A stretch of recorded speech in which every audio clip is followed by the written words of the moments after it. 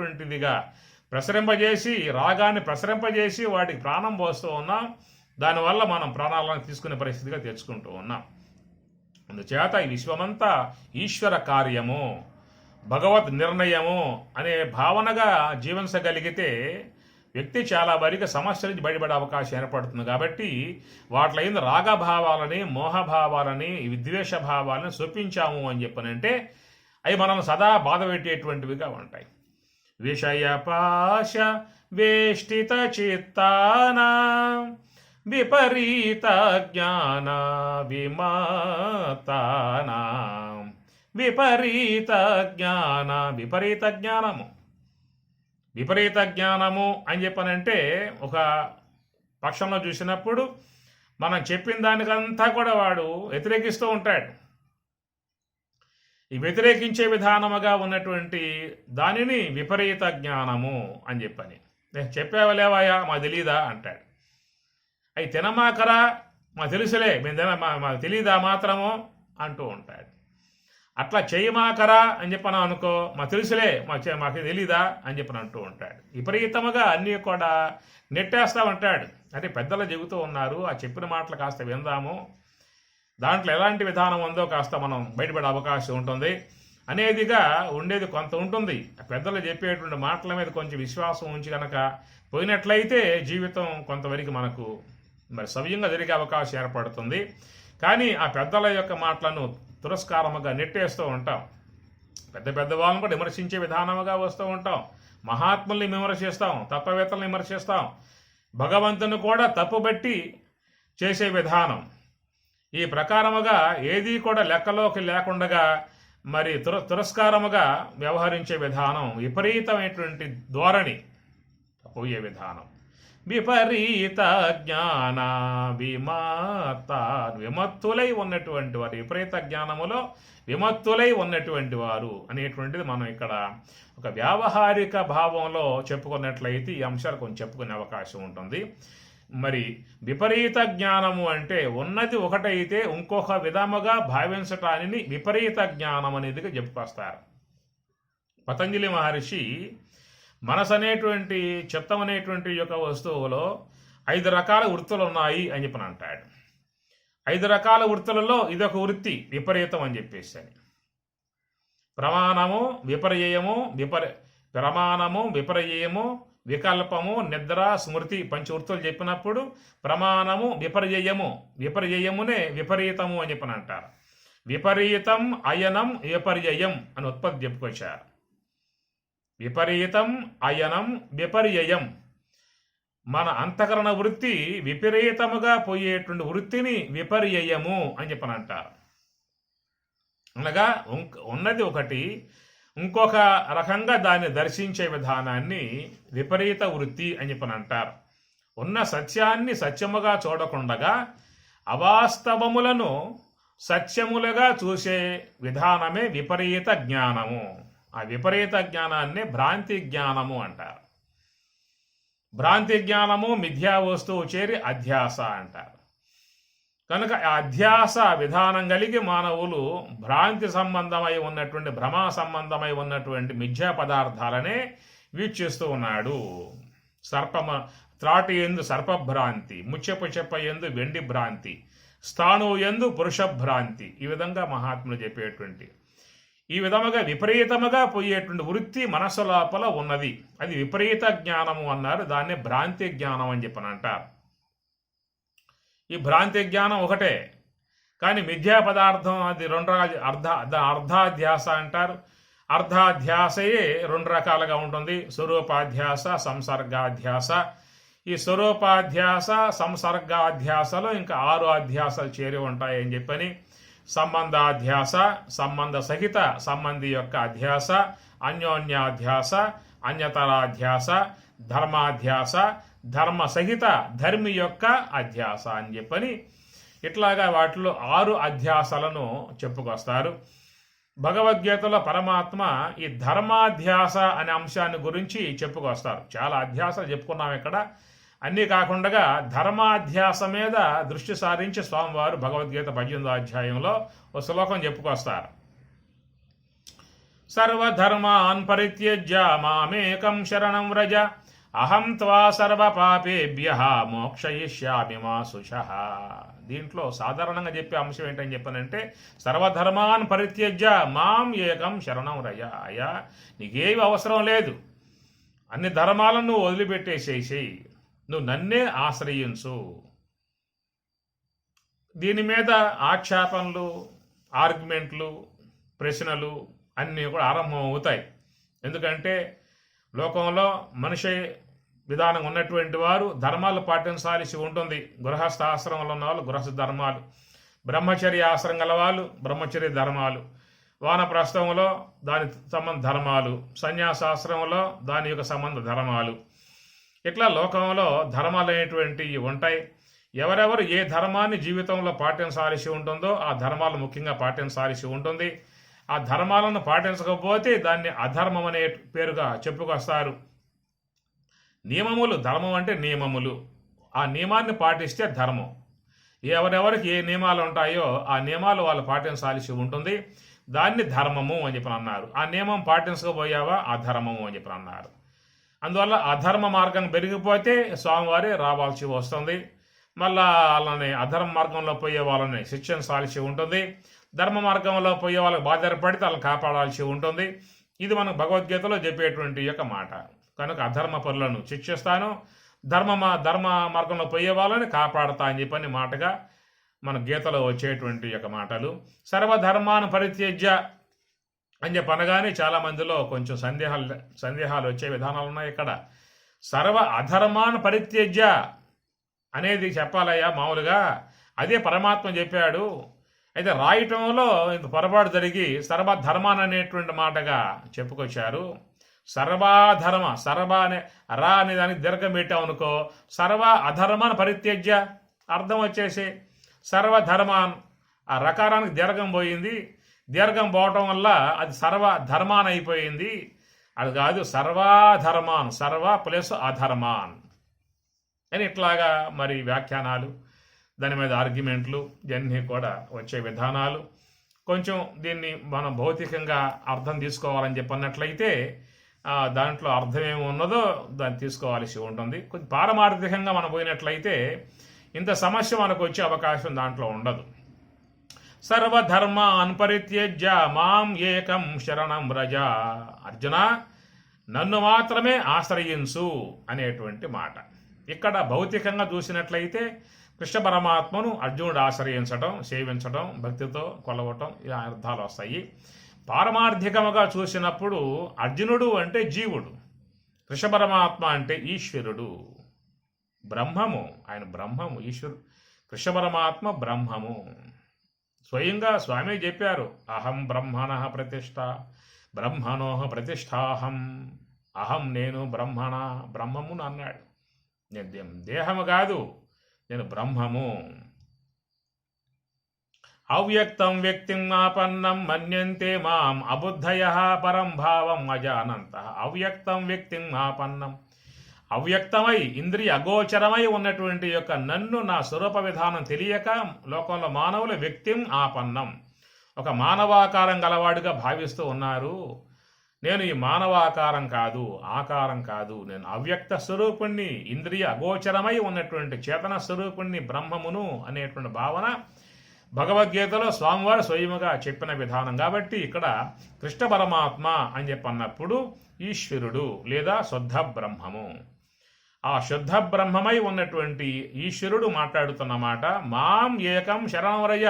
అర్జున, నన్నే శరణవేడు అంటే ఏమిటి? ఇది యొక్క అర్థం ప్రతి ఒక్క జీవుడికి వర్తించేటువంటి యొక్క అంశం. అనగా ఈ జీవుడు,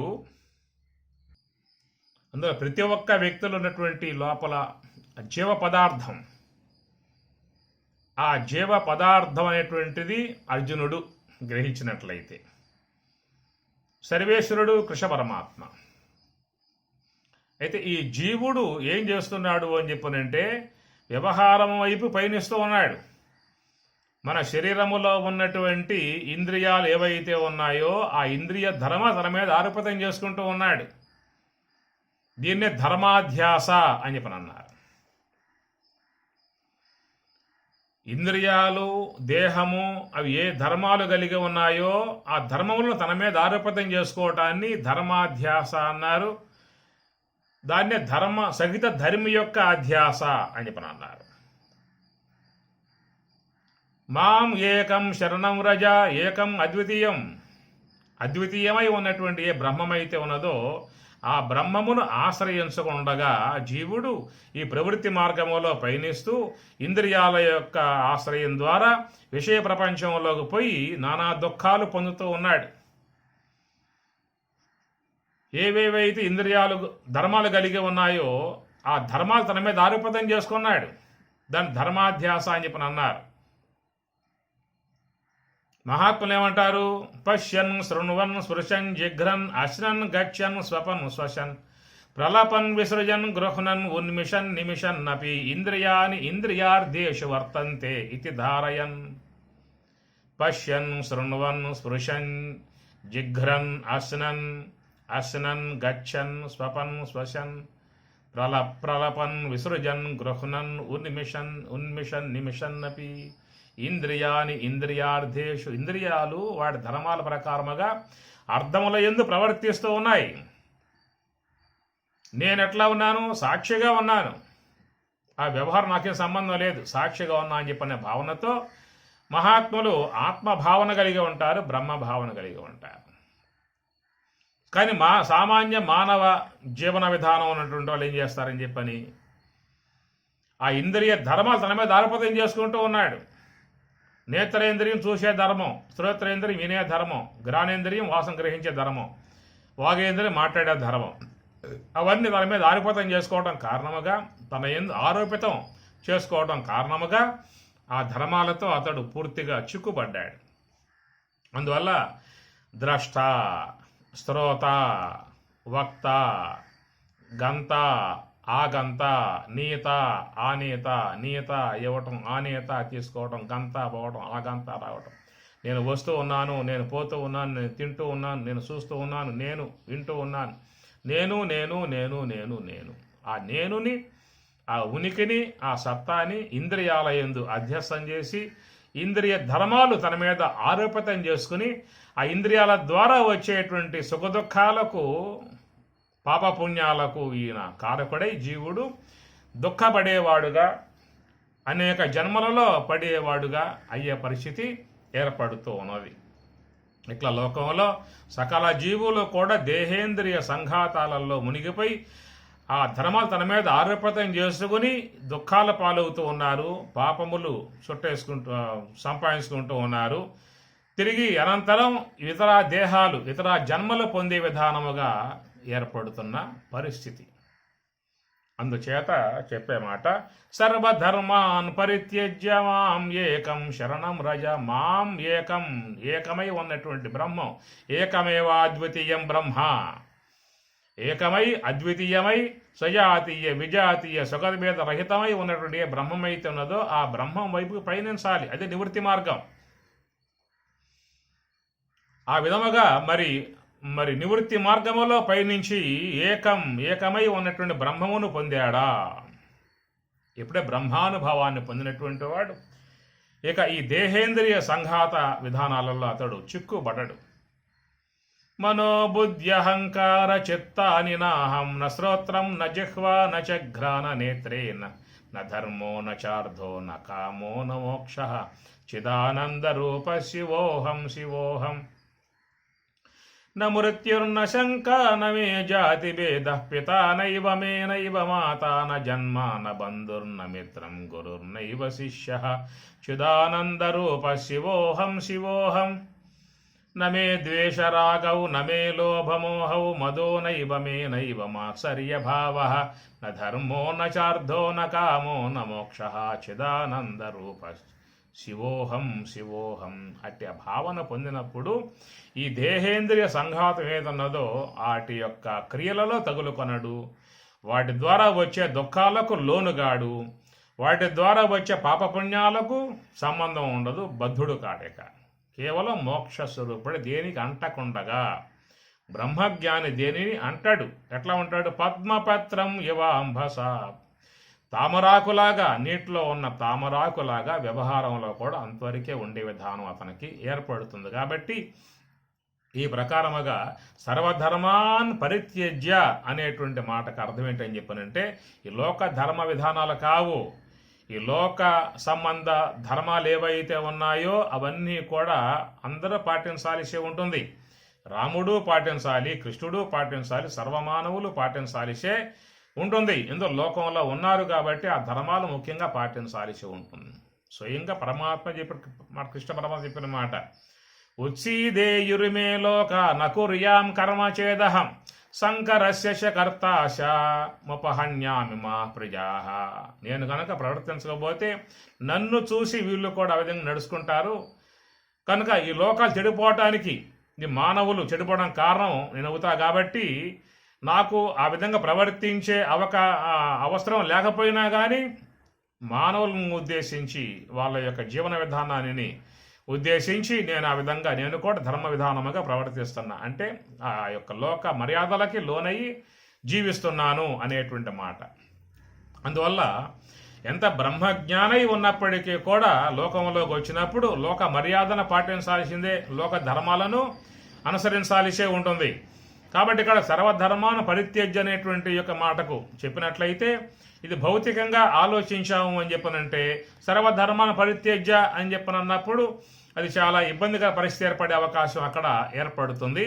ఇక్కడ పారమార్థ్యంగా గ్రహించినప్పుడు ఆ చెప్పేటువంటి యొక్క స్వామి బ్రహ్మము అనుకున్నట్లయితే, వినేటువంటి అర్జునుడు జీవుడు అనుకున్నట్లయితే, ఆ జీవుడు ఈ ప్రవృత్తి మార్గముల వైపుకు తిరిగి దేహేంద్రియములయందు పడిపోయి ఆ దేహ సంబంధ మోహాలలో మునిగిపోయి ఇంద్రియ సంబంధ ధర్మాలలో మునిగిపోయి నానా కష్టాలు పొందేవాడుగా, దుఃఖాలు పొందేవాడుగా, పాపపుణ్యములు పొందేవాడు ఉన్నాడు. కాబట్టి నాయనా అర్జున, జీవుడా, నీవు నా వైపుకు పయనించు, నివృత్తి మార్గంలో పయనించు.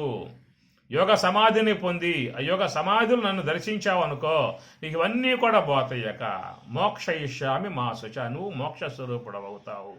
విడబడి బ్రహ్మమే నీవు కూడా, నీవే నేను, నేనే నీవు అనే స్థాయికి వచ్చే విధానము ఏర్పడుతుంది.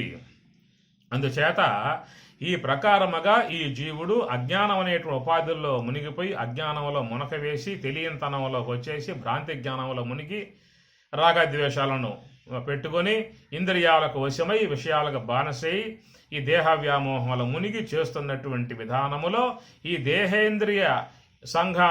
దేహేంద్రియ ధర్మాలు ఏవైతే ఉన్నాయో అవన్నీ తన మీద ఆరోపితం చేసుకుని ఆ ధర్మములలో మునిగిపోవటమే విపరీత జ్ఞానం అన్నమాట. దీన్ని ధర్మాధ్యాస, ధర్మసహిత ధర్మి యొక్క అధ్యాస అని చెప్పని శంకరాచార్యుల వారు అధ్యాస భాషను రచించినటువంటి విషయము. అందువల్ల విపరీత జ్ఞానం అని చెప్పనంటే ఉన్నది ఒకటైతే ఇంకొక విధానముగా దర్శించే విధానాన్ని విపరీత జ్ఞానము అని చెప్పని అంటారు. దాన్ని భ్రాంతి జ్ఞానము అని చెప్పని అంటారు. ఈ భ్రాంతి జ్ఞానముతో ఉన్నంతకాలం వాడు దుఃఖముతోనే ఉంటాడు, బాధలతో ఉంటాడు. ఆ భ్రాంతి జ్ఞానం పోయిందా అంటే ఆనాడే శాంతిని పొందే అవకాశం, ఆనందాన్ని పొందే అవకాశం ఏర్పడదు. విషయపాశ వేష్టిత చిత్తానాం విపరీత జ్ఞాన విమతానాం. విషయ పాశములతో చుట్టుకొని ఉన్నటువంటి అంతకాలము విపరీత జ్ఞానములో విమత్తాన మత్తులై ఉన్నంత కాలం వారి యొక్క మనస్సు స్థిరత నహి నహి రే మానస స్థిరత్వం అనేది ఉండే అవకాశం లేదు. ఎంత ధ్యానం చేయండి ఉంటుందా అంటే పోతానే ఉంటుంది. పరమహంస యోగ విరుద్ధానా బహుచంచలతర సుఖ సిద్ధానాం స్థిరత నహి నహి రే. పరమహంస యోగ విరుద్ధానాం, ఈ పైన చెప్పినటువంటి ఏవైతే ఉన్నాయో తాపత్రయములు, తాపత్రయములు, దర్పాహంకారములు, విషయపాశములు, విపరీత జ్ఞానం, భ్రాంతి జ్ఞానాలు ఏవైతే ఉన్నాయో ఇవన్నీ కూడా పరమహంస యోగ విరుద్ధానం, పరమహంసల యొక్క యోగానికి విరుద్ధములై ఉన్నటువంటి యొక్క మార్గములు.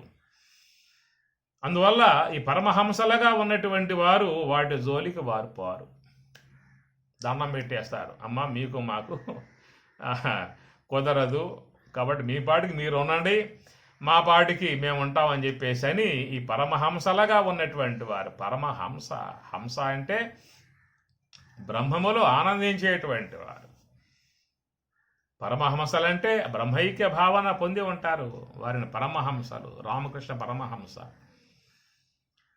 హంస అంటే శ్వాస. ఈ హంస యొక్క ఆశ్రయంలో ఉన్నారు వాళ్ళు. శ్వాస హంస ఏం చేస్తుంది? పాలు పెట్టామనుకో, ఆ పాలల్లో ఉన్నటువంటి నీటిని వదిలిపెట్టేసి పాలు స్వీకరిస్తుంది, నీరు త్రాగదు. నీరు వదిలిపెట్టేస్తుంది, పాలు మాత్రమే తాగుతుంది. ఒకవేళ నీళ్ళే తాగి పాలు వదిలిపెట్టినట్లయితే దాని పరమహంస అంటారా?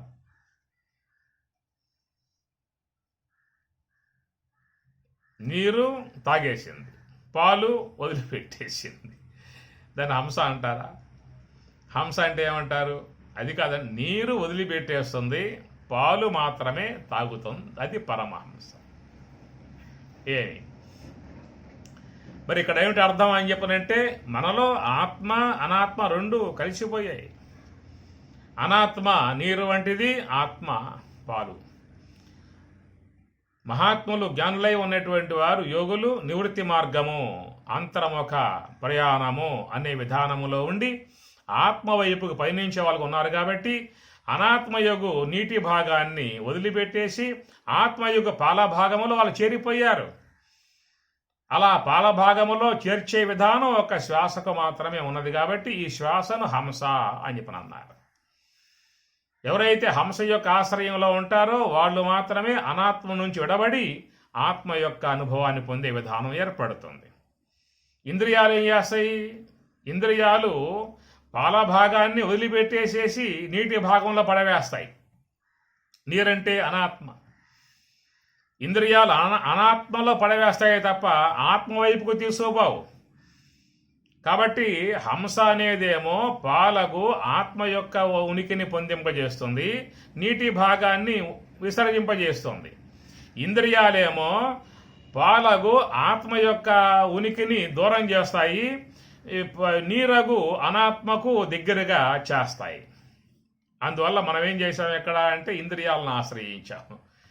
యోగులేమో హంసను ఆశ్రయించారు. పరమహంస యోగ విరుద్ధానం, ఈ పరమహంసలై ఉన్నటువంటి యొక్క యోగమును శీలించేటువంటి వారి మార్గానికి విరుద్ధానం, విరుద్ధములు ఇవి. వాడి జోలికి పారు. ఈ తాపత్రయాలు, ఈ విషయ సాగరాలు, దర్పాహంకారములు, విషయపాశములు, విపరీత జ్ఞానాలు, భ్రాంతి జ్ఞానములు, మిథ్యా జ్ఞానములు ఏవైతే ఉన్నాయో ఇవన్నీ కూడా పరమహంస యోగ విరుద్ధానం, వాళ్ళ మార్గానికి ఇవన్నీ కూడా విరుద్ధములు, దూరముగా ఉండేటువంటివి. బహుచంచలతర సుఖ సిద్ధానాం, సుఖ సిద్ధానాం, ఆ సుఖ సిద్ధానాం సుఖవంతులై ఉన్నటువంటి సిద్ధులై ఉన్నటువంటి బ్రహ్మజ్ఞానులు, యోగులైనటువంటి వారికి బహుచంచలతర, చంచలమే కాదు చంచలతరం, బహు చంచలతరమై ఉన్నటువంటి ఆ యోగ మార్గానికి విరుద్ధమై ఉన్నటువంటి ఏవైతే ఉన్నాయో వాటిని ఆశ్రయించకుండగా పరమహంసల మాత్రమే దూరముగా ఉంటారు. ఇక సామాన్య మానవులంతా కూడా ఇక వాటిల్లోనే ఆ తాపత్రయాలలో, దర్పాహంకారాలలో, విషయపాశాలలో, విపరీత జ్ఞానాలలో మునిగిపోయి ఉండేవాళ్ళ విధానం. ఒక పరమహంసలుగా ఉన్నవాళ్ళు, నివృత్తి మార్గంలో పయనించేటువంటి వారు, హంస యొక్క ఆశ్రయాన్ని ఆశ్రయించి నిరంతరముగా దానినే శీలించేవారు, యోగులై ఉన్నటువంటి వారు, పరబ్రహ్మతత్వ అవలోకన చేయటానికి సిద్ధముగా ఉన్నటువంటి వారు చాలా వరకు అలాంటి యొక్క వాట్లలో చిక్కుబడకుండా జాగ్రత్తగా అడుగులు వేసుకుంటూ ముందుకు పోతారు. బ్రహ్మజ్ఞానులైన తర్వాత వాటికి ఎలాంటి యొక్క స్థానము లేకుండా దూరంగా పెట్టేస్తారు. సాక్షి మాత్రంగా వాళ్ళు చూస్తూ ఉంటారు. ఉదాసీనవత్తు ఆసీన, ఉదాసీనవత్తు ఆసీన, ఉదాసీనులుగా ఉంటారు. అట్లో ఉంటాయి, ఉన్నా కానీ వాటిలో వాళ్ళు చిక్కుబడరు, బంధింపబడరు.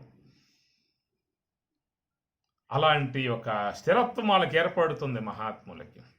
యం హి నవ్యధయంతే తే పురుషం పురుషర్షభ సమదుఃఖ సుఖం ధీరం సోమృతత్వాయ కల్పతే. యం హి నవ్యధయంతి తే పురుషం పురుషర్షభ.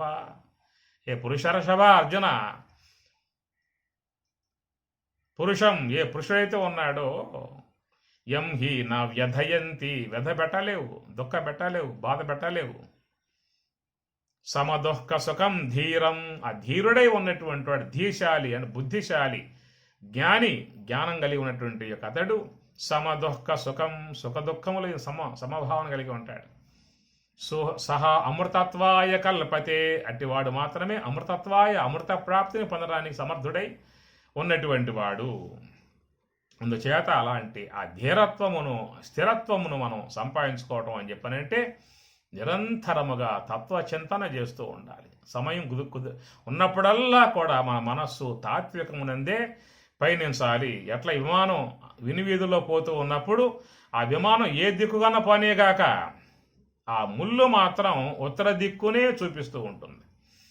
అట్లా మన యొక్క జీవన విధానములు ఉన్నా కానీ మన మనస్సు మాత్రం తాత్వికం వైపునే ఉండగలిగితే అలాంటి వ్యక్తి చాలా వరకు ఇలాంటి వాట్ల నుంచి బయటపడి ప్రశాంత జీవితాన్ని జీవించే అవకాశం ఏర్పడుతుంది.